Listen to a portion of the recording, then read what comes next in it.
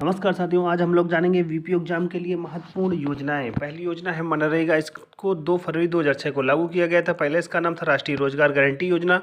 2 अक्टूबर 2009 को इसका नाम बदल करके महात्मा गांधी राष्ट्रीय रोजगार गारंटी योजना कर दिया गया। 1 वर्ष में 100 दिन के काम की गारंटी इसमें होती है।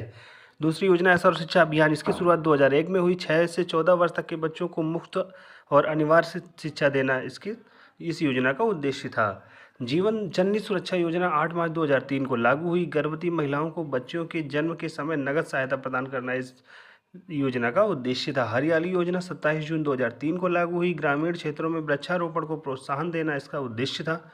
पीएम जन धन योजना 15 अगस्त 2014 को यह योजना का क्रियान्वयन हुआ और 28 अगस्त 2014 को यह योजना पूरे देश में लागू हुई। देश के सभी परिवारों को बैंकिंग सुविधाएं मुहैया कराना इस योजना का प्रमुख उद्देश्य था।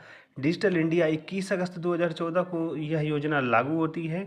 डिजिटल साक्षरता एवं सेवा का विस्तार करना इसका प्रमुख उद्देश्य था। मेक इन इंडिया अभियान 25 सितंबर 2014 से पूरे देश में लागू हुआ।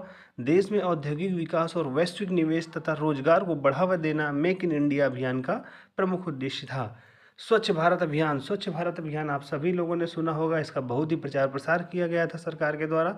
यह योजना 2 अक्टूबर 2014 को माननीय प्रधानमंत्री नरेंद्र मोदी जी द्वारा लागू की गई। देश के प्रत्येक परिवार को संपूर्ण स्वच्छता प्रदान करना इसका प्रमुख लक्ष्य था। सांसद आदर्श ग्राम योजना 11 अक्टूबर 2014 को यह योजना लागू की गई। सांसदों द्वारा गांवों को गोद लेकर उनका समग्र विकास करना इस योजना का प्रमुख उद्देश्य था।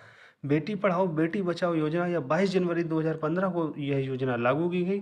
लिंगानुपात को कम करने के लिए लड़कियों की जो संख्या है रेगुलर लगातार घटती जा रही है, इसलिए बेटी बचाओ बेटी पढ़ाओ योजना को हरियाणा से 22 जनवरी 2015 को लागू किया गया। सुकन्या समृद्धि योजना, यह योजना भी 22 जनवरी 2015 को ही लागू की गई। बालिकाओं की वित्तीय सुरक्षा और सामाजिक सशक्तिकरण के लिए इसमें आप 10 वर्ष से कम आयु की बच्ची का खाता बैंक में खुलवा सकते हैं।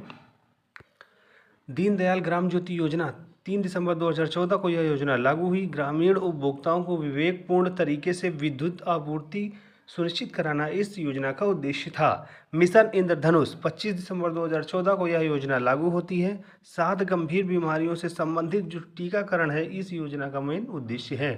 मृदा स्वास्थ्य कार्ड योजना 19 फरवरी 2015 को यह योजना लागू होती है। पोषक तत्व और उर्वरकों के लिए उचित प्रयोग से उत्पादकता में सुधार लाना इस योजना का प्रमुख उद्देश्य था।